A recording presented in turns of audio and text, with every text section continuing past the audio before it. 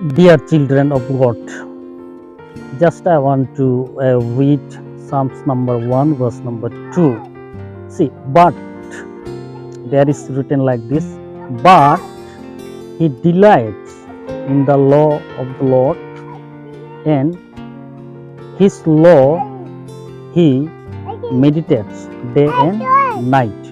So, dear brother and sister, being a Christian,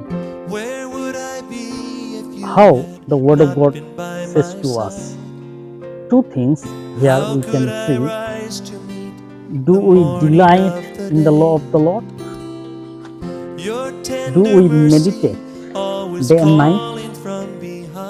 Sometimes we forget two very important principles that David gives us. Number one, we need to delight in the law of the Lord, and number two, we need to meditate his law day and night.